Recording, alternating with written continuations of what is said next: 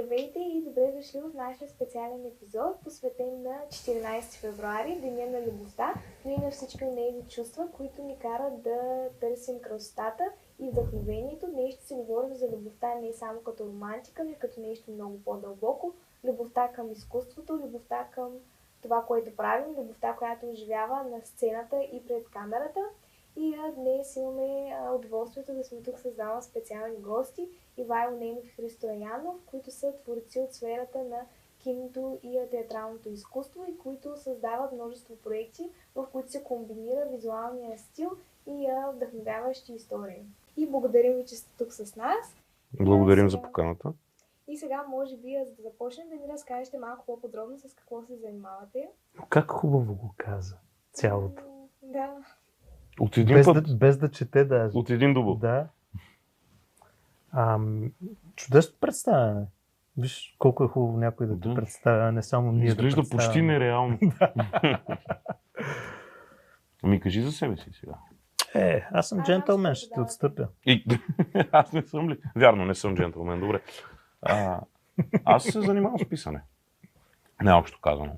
Имам така доста реализирани проекти, основно в телевизията, в киното са по-малко, на сцена са още по-малко, но основно в телевизионното писане и естествено с литература, защото то няма как, когато пишеш, да не се стремиш да създаваш и литературни неща, не просто телевизионни сценарии. Да, аз знам за Survivor, това може би ще е малко по-интересно. Там няма много творчество, нали, като всяко реалити шоу. Но пък си ходил в Камбоджа. Да, и на още няколко места.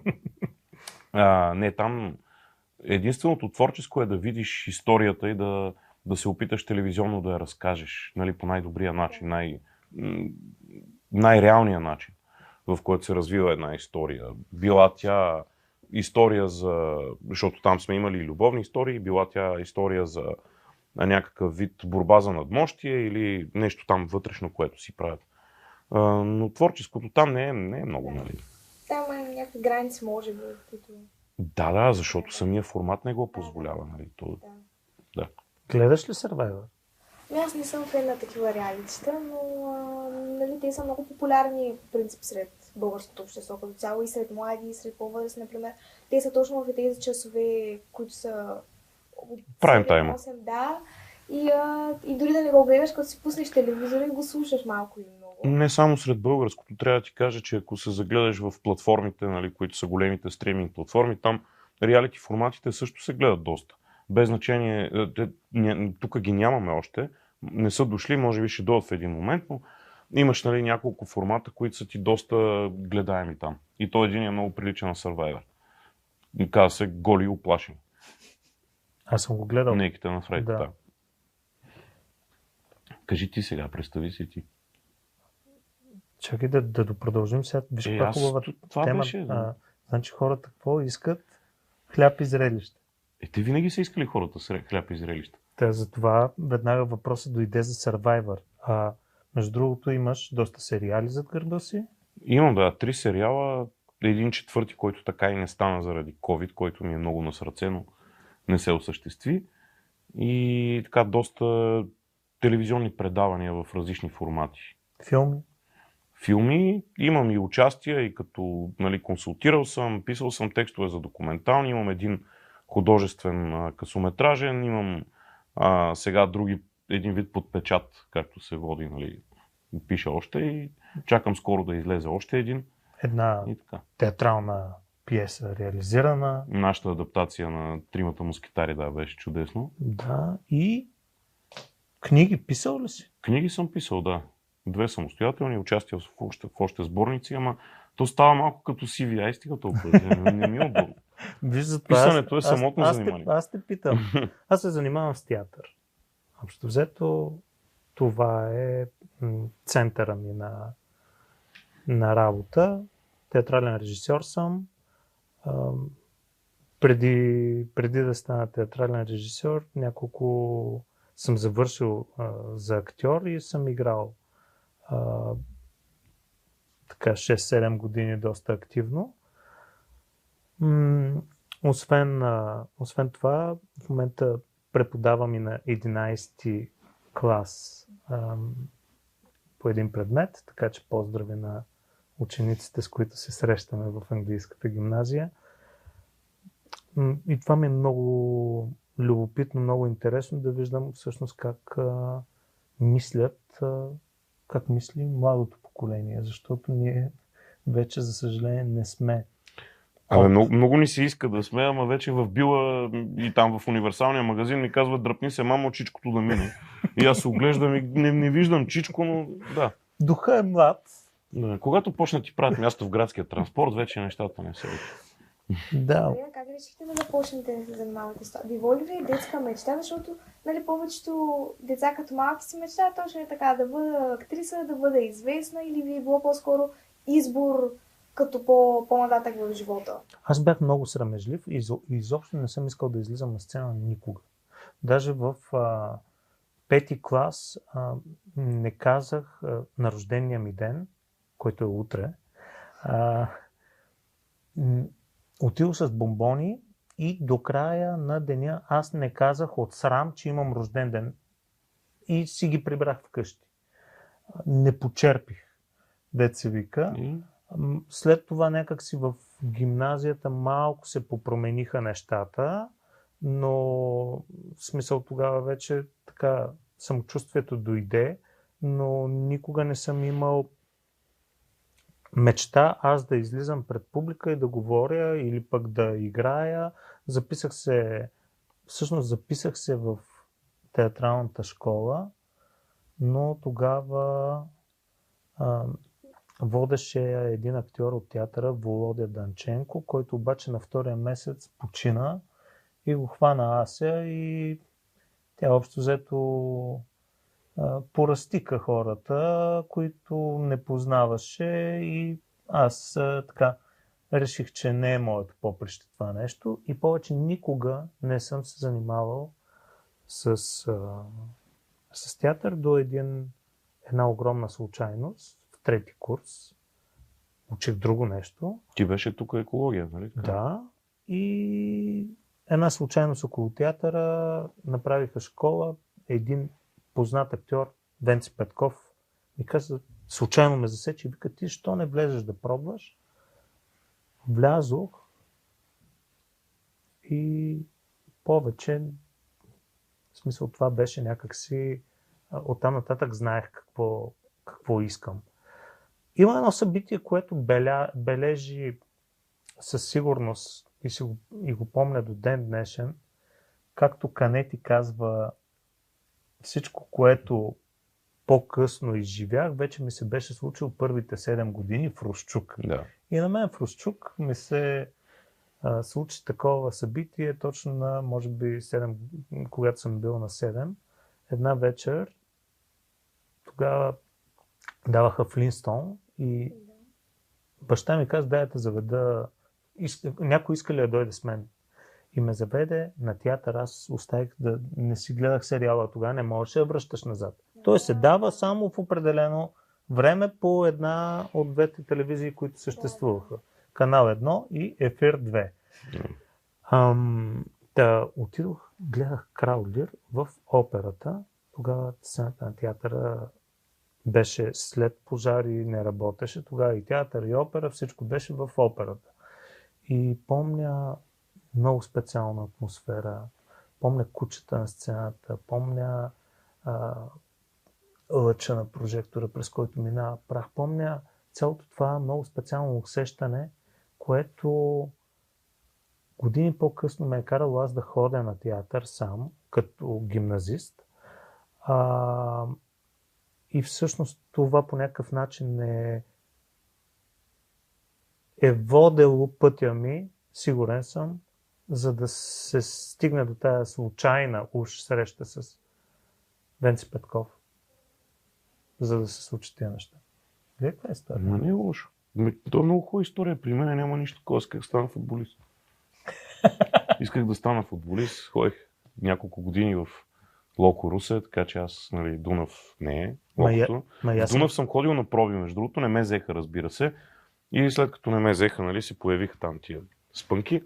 Аз тренирах малко в Дунав и спрях. И в София всъщност, докато учех, тогава се появи тая възможност да тръгна на работа като сценарист. Имаше кастинг за сценарист, имаше един доста дълъг процес на отсяване и писането ми се появи като нещо спасително, защото аз там имах една много голяма екзистенциална криза, не ми харесваше това, което учех, не ми харесваше града, не ми харесваше начина, по който ми беше живота тогава. Нали, общо ето всички неща, като прибавиш, че нямаш работа, нямаш пари и така нататък. Имах една много вярна компания приятели, всъщност те ме държаха до един момент, но аз исках си се отказвам и да се връщам в Русе. И тогава излезе този кастинг за сценаристи, видях, пробвах, станаха нещата, хареса ми. После 15 години това правих повече. 17 може би. И междувременно, нали, дойде и литературата, дойдоха първите разкази, първата книга и така. И си стана от тогава до сега начин на живот. Да, то ви вече ми отговорихте, но дали има момент, в който сте се съмнявали в това, което правите и по какъв начин сте се върнали обратно към пътя си? До ден днешен се съмнявам. Всеки път. За всичко.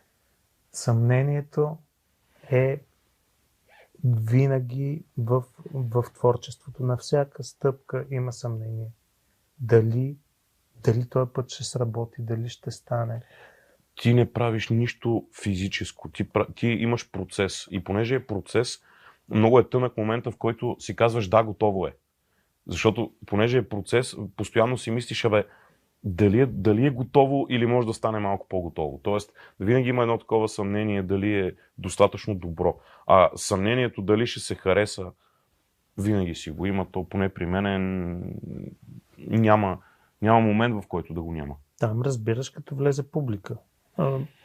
В сериалите не влиза публика, гледа го, после пише гневни коментари. Там БГ Мама разбирахме от БГ Мама и от рейтинга на Замундо, нали, тогава, като сваляха сериала, естествено незаконно, като го сваляха, но гледахме колко хора го свалят и се радвахме, нали, че има такъв интерес. Театъра е готино, че следиш реакциите на публиката мигновено, защото спектакъл започва да живее с публиката.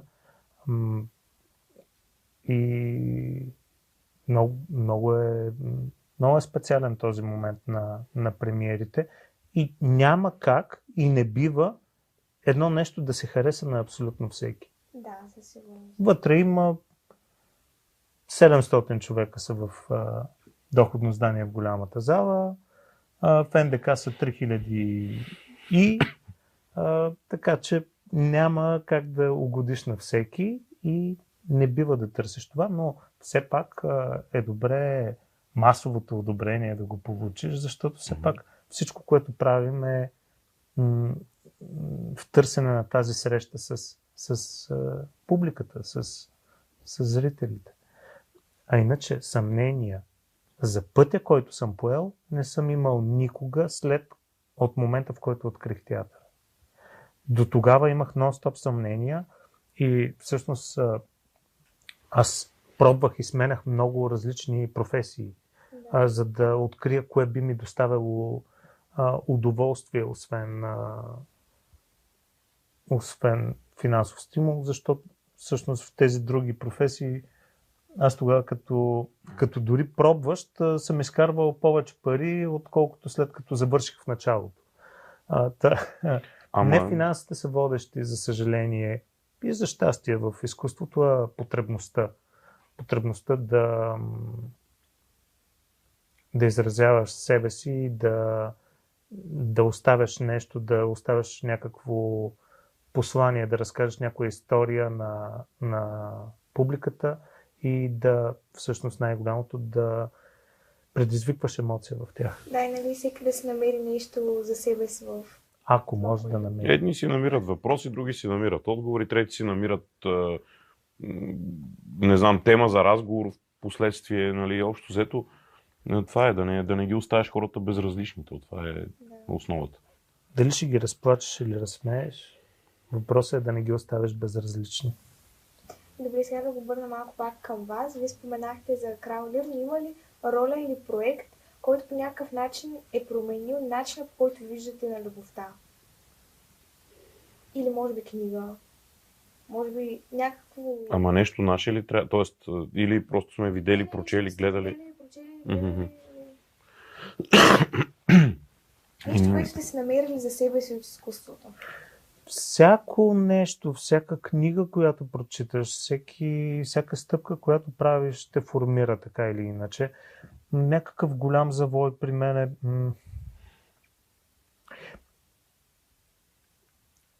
Примерно, поезията на Христо Фотев, смятам, че за мен е нещо, което не ми е променило, но някак си ми е дало още някак си най-близко до моето усещане за любов. Невероятно много са и спектакли, и филми, и литература, и въобще ти няма как и да е по друг начин, тъй като любовта може да е чувство, което всички изпитват, дай Боже всички да изпитват. Изразните средства са различни и нали, любовта на Шекспир като изразни средства е различна от тая на Маркес, различна от тая на Фотев, различна е от нали, нещата, които гледаме и четем. В този смисъл, знаеш ли кое се сещам сега? Филма Влюбения Шекспир. Казуса там, който имаше един подсюжет, в който кралицата се хвана на бас с единия герой, един от героите там, с антагониста всъщност се хвана на бас, дали една пиеса може да предаде същността на любовта. Защото нейната теза беше, че пиесите, нали, които се играят тогава, не обслужват този интерес, ами представят любовта комична или само драматична, но не цялостна. Нали, не могат да представят истинската същност на любовта. И накрая всъщност този загуби, нали, облога, защото се оказа, че е пиесата, която Шекспир пише, нали, за неговата любима, всъщност направи точно това, според кралицата. И това е хубав момент да го видиш това на история. Не, че филма е нещо особено, но самия облог, самия подсюжет беше много интересен в това отношение, защото нашата представа на за любовта се променя, според мен, с всеки един човек, с когото се срещаме и с всяко едно гадже, след това с вече постоянен партньор, съпруг, съпруга и така нататък, с течение на времето, нали, тя любовта не се измерва с време, тя се измерва с случки, тя се измерва с опит. Нали, ти можеш да си 20 години с един човек и да не го познаваш, ако няма съответните ситуации, които да разкрият някаква част от неговата същност. И в този смисъл всичко, което гледаме и целият опит, който попиваме, четейки, гледайки, дали ще е кино, телевизионно нещо или театрален спектакъл, ни дава още една гледна точка за любовта, в която ние може да се припознаем или да не се припознаем, вече според зависи. Само с едно нещо не мога да се съглася с тебе. Каза, филма не е нищо особено. Не, филма е много добър. Не бе, сладък е, нали, готин е. Не, имам предвид, че не знам, не е някакъв...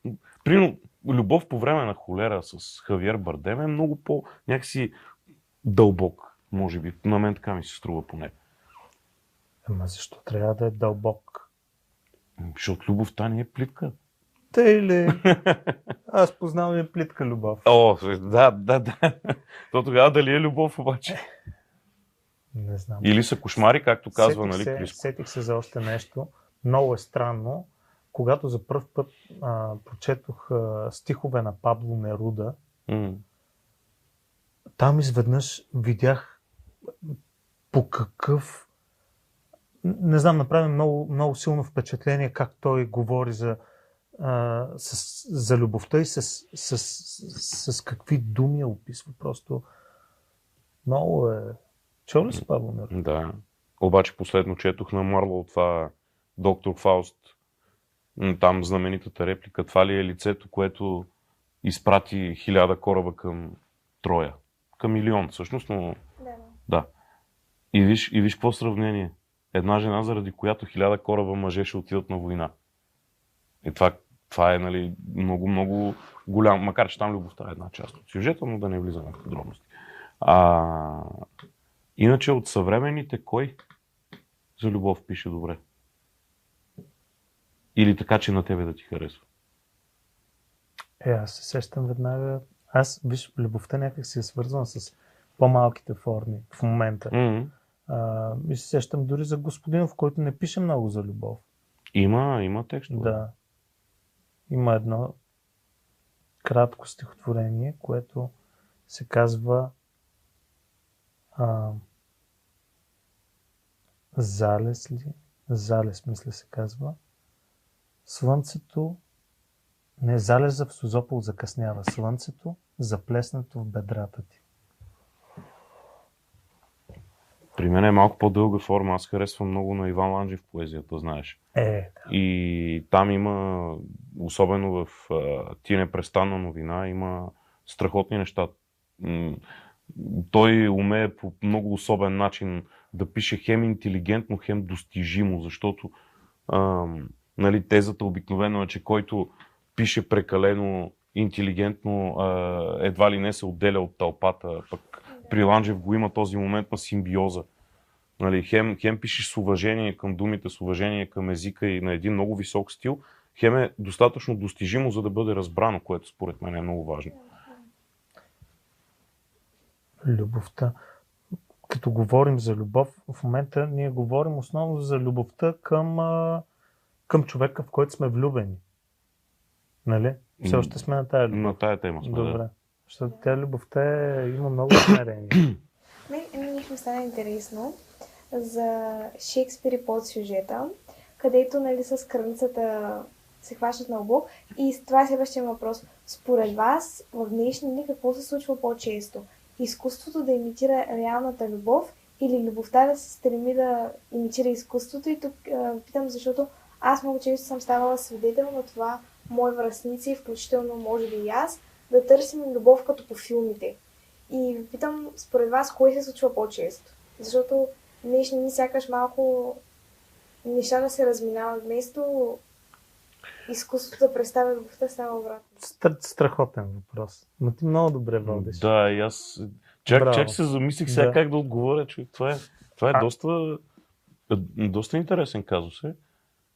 Защото... Да, Не, и аз се замислих, защото ако изкуството толкова много влияе и се започне да се търси това, което си го гледал на филм или си го чел в книга, в един момент дали няма да стане така, че твоите очаквания са прекалено високи, нереалистични и ти да... Идеално, което го няма в реалния живот. И може би самия факт, че много често любовта не е идеална, трябва да ни напомня, че както и да бъде представена, сега, ако някой си направи труда да преброи стихотворенията за споделена любов спрямо стихотворенията за несподелена любов, може би разликата ще е доста голяма.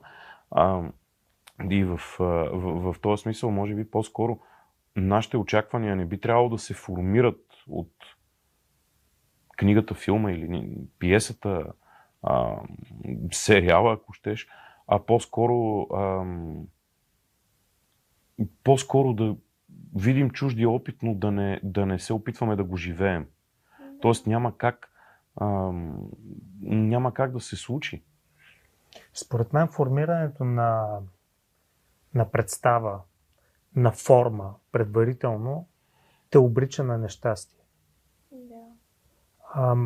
Това си мисля, че особено на по-новото поколение е по-голям проблем, много по-засилено е, защото те си формират голяма част от света от гледане на сдъвкан вече материал. Имаме достъп до повече информация. Прекалено много информация, да. Докато преди се формираше и мислене, и свят, и личност през повече преживяване, през повече четене и осмисляне и по-малко визуални готови продукти. Да.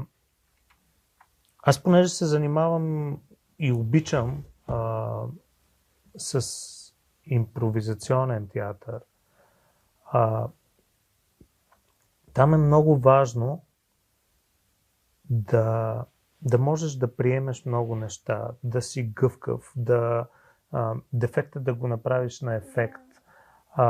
И най-важен е процеса всъщност, в който създаваш. Така е и живота. И това е добър начин като основа на философията на живеене. Да можеш да приемеш нещата, а не да си създадеш много стройна представа, защото тогава ти ще търсиш точно този човек, който да фитне по точния начин. Да. И ако нещо не фитва, ти ще започнеш да го дялкаш и да го променяш, което ще ощетява този човек и ще го прави по-не толкова уникален. Да, ще загуби неговата автентичност. Виж какво казва. И в допълнение на това, което казваш, ти можеш да изрецитираш нещо красиво, но нито ти си Яворов, нито тя е Лора. Тоест няма как да станете такива. И ако някой започне да живее в това, в един момент ще стане точно този дисонанс между това, което съм и това, което си мисля, че съм. Да, а ако се оставиш на собствените си емоции, знания и т.н., нещото, което изрецитираш, дори може да е по-добро. Защото то е уникално и за някой, който не си е създал тези представи, какво точно му трябва, той ще го открие. Той може да открие, както се казва, красивото е в несъвършенствата. Да. Японците даже си имаха някакви думи за това конкретно. Лаби-саби. Това ли е? Да. За несъвършеното, обаче то е много по-стойностно. Да. Да.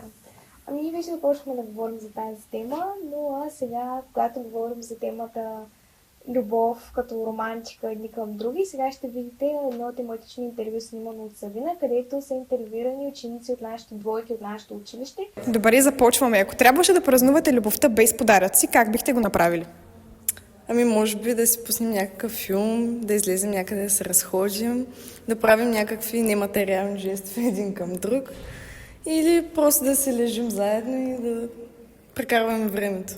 Добре, ако е нещо, което сте научили за себе си заради другия човек? Ами, може би да съм по-търпелива, да изслушвам другата страна и се научих, че не винаги съм права. Добре, ако връзката ви беше филм, какъв жанр щеше да бъде? Екшън, романтика и малко драма. Добре, предпочитате да обичате или да бъдете обичани? Да обичам, защото това ме прави по-щастлив. Благодаря. Започваме. Ако трябваше да отпразнувате любовта без подаръци, как бихте го направили? Ами най-вероятно с приятна разходка и разговори. Добре. Ако е нещо, което сте научили за себе си заради другия човек? Аз лично научих да съм по-търпелива и да мисля нещата от неговия поглед. Добре, благодаря. Ако връзката ви беше филм, какъв жанр щеше да бъде? Ами, може би романтична драма с комедийни моменти. Добре. А предпочитате да обичате или да бъдете обичани? Предпочитам да обичам, но всичко трябва да бъде взаимно. Благодаря. И аз сега ще се обърна към вас. Каква смятате, че е любовта? По-скоро такава страстна и динамична или е по-скоро грижа, която се изгражда с времето или може би е смесено, може би е нещо по средата? Любовта е всичко и тя преминава през целия спектър за мен. Трябва, особено когато откриеш човека, аз съм го открил, това е Ваня, моята жена, с която трябва скоро да встъпим в брак някой ден. Имаме две прекрасни дъщери и в мига, в който се запознахме за трети път, обаче това е една друга история, защото тя твърди, че през годините назад сме се запознавали с нея, но някак си не е бил точния момент. От третия път, когато сме се запознали, там вече всичко пламна много бързо и ние мигновено, много бързо, за броени дни ние разбрахме, че това, че ние сме хората един за друг, че това е половинката. Просто то някак всичко се случваше както трябва. И в вече 10 години, откакто сме заедно, ние сме преминали през какво ли не, може би през всичко. Има и спокойствие, и страст, и нервност, и приключения, и общо взето целият спектър от емоции. Ако е само едното, ще стане скучно. Любовта е като вода. Водата има много агрегатни състояния. Любовта също има много различни проявления. Тя може да е, както каза, може да е твърда, може да е мека и обгръщаща, може да е уютна, може и да е неприятна, нали, като усещане в някакъв конкретен момент. Но и при мен е същото с моята съпруга, с Теди. Така се случи, че ние се бяхме запознали, поне помня го това запознаване. Бяхме се запознали, но 3 години по-късно започна. Силна младост. Да. Както Ботев казва, млад съм аз, но младост не помня. Да. Но така се случи, че ние чак 3 години по-късно започнахме да се откриваме един вид. И по същия начин и при нас стана така. COVID-а много помогна, като се затворихме в един апартамент за месец-два и ти вече в един момент разбираш всичко за този човек. И тогава вече знаеш, че нямаш нужда от време, за да го опознаеш, защото ти вече си го опознал. То беше малко като ударна доза опознаване, защото нямаш какво друго да правиш по време на COVID. И така. И резултата е една прекрасна 4-годишна маймунка. А сега този въпрос е малко... В смисъл, не са се осиновили маймунка? Да. Дъщеря ми се казва Бождара и всеки път, когато някой попита как и викате на Галено, аз казвам маймуна и те ме гледат лошо. А то наистина е така, маймунче ела тук и тя идва си. Маймуна вече на стадионите е забранено. Там не знам. Както и печка, кюмюр, пътладжан. В смисъл, би трябвало да е забранено. Тук ще чукна една клапа, защото знам, че ще го изрежда. Добре, сега вие като споменахте COVID и напомнихте на един въпрос, който аз винаги съм се чудила. Как се справяте с рутината, която в един момент не само в романтични отношения, но и в приятелски се настанява понякога между хората и тя също е причината много бракове да се разделят, защото хората твърдят, че са загубили това, което е било преди. Вие вярвате ли, че това нещо се губи? Или вярвате, че това е моментно състояние, което може да премине? Знаеш ли, много е лесно да намериш човек, с който можеш да си говориш. И е много хубаво да намериш човек, с който можеш да си мълчиш. Когато ти умееш да мълчиш с половинката си, тогава нещата наистина се получават. Аз не казвам да е само мълчане, разбира се. Не. Но тогава усещаш, че тишината не е нещо лошо. Напротив. Вие може да сте заедно, да си мълчите, просто всеки да си е вглъбен в нещо и да си почива буквално през близостта с половинката. В този смисъл, като човек с малко дете и така между различни проекти, мога да ти кажа, че аз рутина не съм усещал от много отдавна. Сигурно е хубаво, сигурно е лошо, не мога да ти кажа. Но рутината идва, ако дам примера с многото двойки, може би идва от там, когато двойките вече се уморят да са други. Ти ако започнеш връзка като друг, в един момент се умаряш от това, защото никой не може да е друг през цялото време. И влизаш в една такава спирала на затъване и на затъване и на затъване и накрая всичко се проваля. Може би от това, аз поне така си го обяснявам. Напълно съм съгласен с Христо за мълчанието. Но за да бъда така, за да кажа още нещо, че се го бях намислил и сега ти много дълго изречение направи. Да, но напълно съм съгласен с Христо за мълчанието, но бих добавил, че с сложен човек като мен е трудно да се влезе в рутина.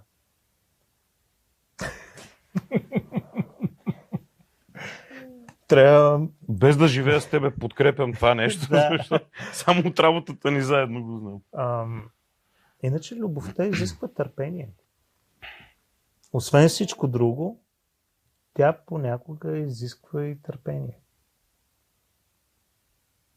Изисква и смели ходове, но изисква и търпение. Добре, вярвате ли в това, че човек трябва на първо място да обича себе си и това, което прави, за да може да обича и другите хора? Нали? Аз бях чела, че не можеш да налееш от счупена чаша. Това звучи много, много, много китайско, много японско такова, много... да. Лаби-саби. Да.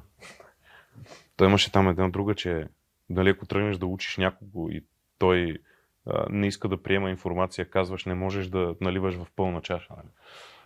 Имаше такъв израз. Давай ти. Какво пита? Че трябва първо да обичаш себе си. И това, което правиш. Да, със сигурност, за да намериш някакси да се чувстваш пълноценен. Ако сигурно съществуват, и аз познавам хора, които живеят само за другите, аз трудно изобщо понасям такива. В смисъл, аз съм човек, който дава много за другите, но знам какво, т.е. знам какво харесвам и знам, някак си намерил съм си моя център. И измести ли се този баланс, човека започва да остава назад. Двете неща трябва да са балансирани. Абсолютно, човек трябва да е в кондиция и със сигурност трябва, като се види в огледалото, да не свежда очи надолу. Тоест, сега, много е тънка границата между това да обичаш себе си и да си влюбен в себе си. Нали? Да. Защото тогава стават... Там са другите хора, които не понасям. Хора, които изтъкват и казват 3 пъти аз в едно изречение. Там просто напускам залата веднага. И всъщност, да, всъщност цялата идея е да можеш да живееш със себе си, нали? Да се чувстваш добре, когато отново идваме до тишината, да се чувстваш добре, когато си сам. Много е важно да си добре, когато си сам, а не да се притесняваш да останеш сам със себе си. Това е много важно. Не знам дали има психологически термин за това или не, но надявам се да има, защото може да си проличи в това, когато си сам, не да стоиш да се вгледаш в нещо, както си говорихме, нали, да съзерцаваш нещо. Ако трябва просто улицата да гледаш или небето да гледаш, а не постоянно да търсиш какво да правиш, за да отвлечеш вниманието от това, че си сам със себе си. Много е интересен е този момент и обикновено проявленията са му такива, че такива хора никога в нищо не внимават. Защото когато се фокусираш, ти си сам със себе си. Нали? И това, ако те притеснява, е кофти. И всъщност от това притеснение, липсата на това притеснение е път към това да обичаш себе си в добрия смисъл на думата. И като намериш любовта на живота си, твоята половинка, всъщност тя да завърши цялото, да наруши лаби-сабито, да го направи завършено. И да, виж, няма с какво да допълня. Много е хубаво това. Да. Мисля, че така доста добре успяхме да разгърнем темата за любовта първо в изкуството и после по-в личен план. Благодаря ви, че Знаеш ли какво друго обичам? Много обичам града ми.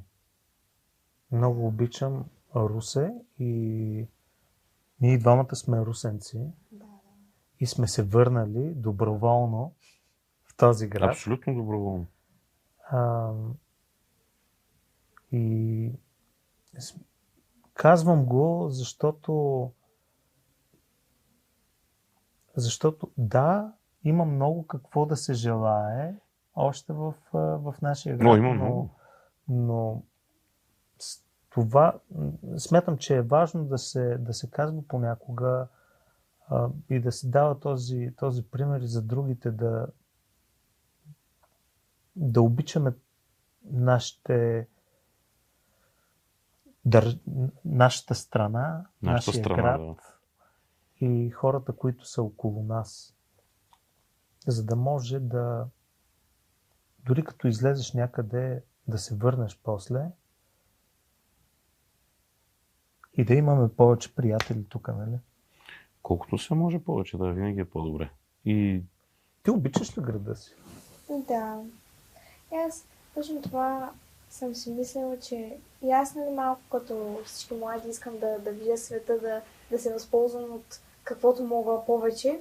Обаче пък накрая ще се загуби смисъл и ще се загубя аз място, на което съм отраснала. И това място, което ме е създал човек, който съм днес, малко, нали, дърво без корен, ще остана като отида там. И затова малко ме е страх и някакси ми се ище, нали, да видя света, обаче и да се запазя родния град, родното място, семейството ми, селото ми и всичко. Нали, да има баланс между нещата, не напълно да забравя едното.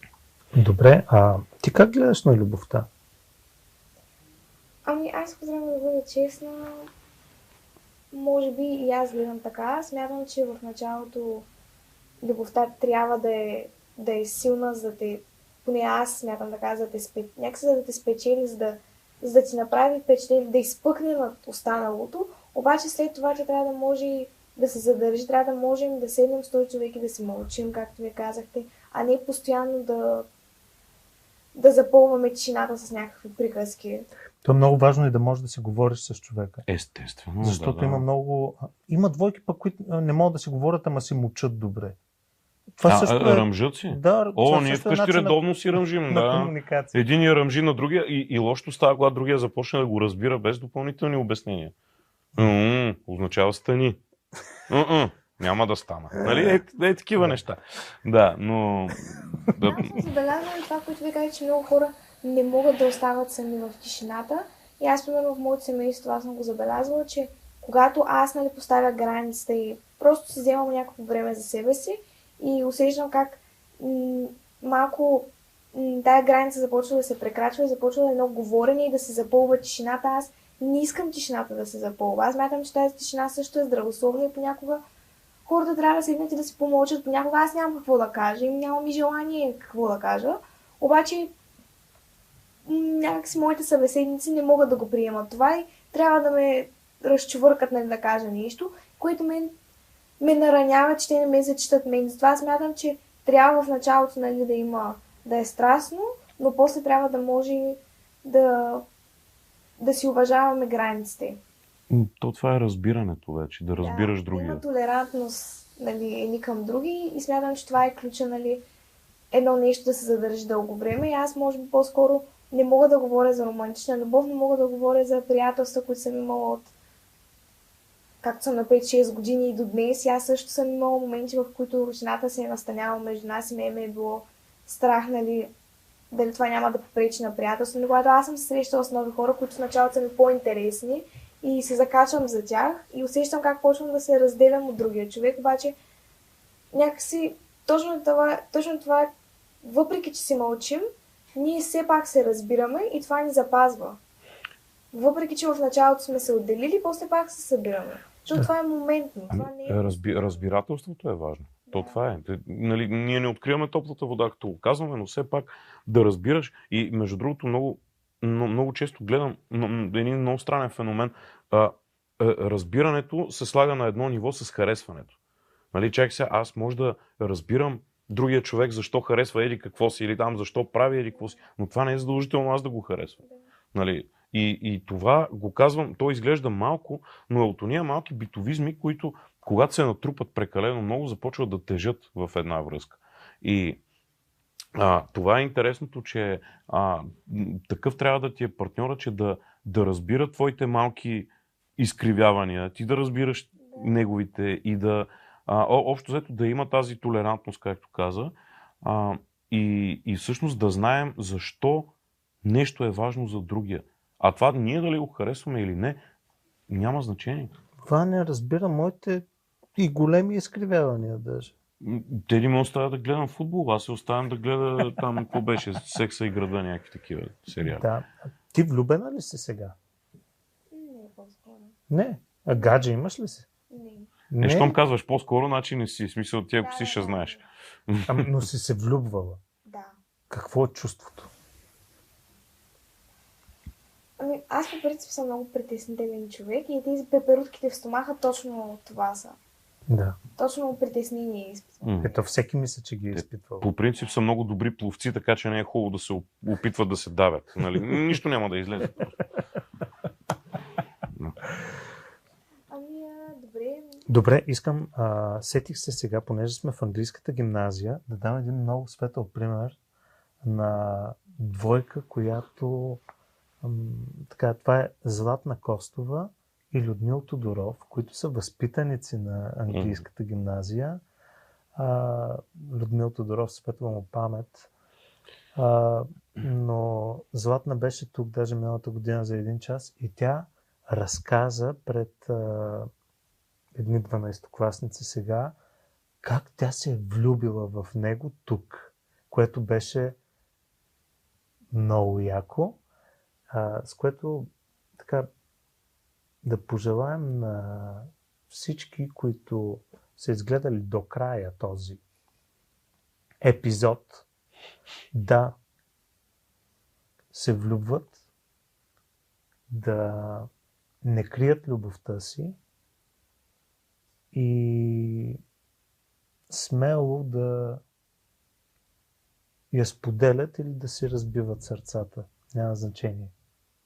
Аз няма какво да добавя, това беше чудесно за финал. Добре, благодаря ви, че бяхте тук с нас. Благодаря и на зрителите, които останаха до края и изгледаха нашия епизод. И аз се надявам да се видим много скоро. Ние ти благодарим и искам да ти кажа, че съм респектиран колко добре водиш. За нас е удоволствие, че сме били при теб в началото на пътя ти. Това някой ден знам, някой че ден ще го струва помним. много пари този разговор, да, абсолютно. Благодаря. И аз много благодаря.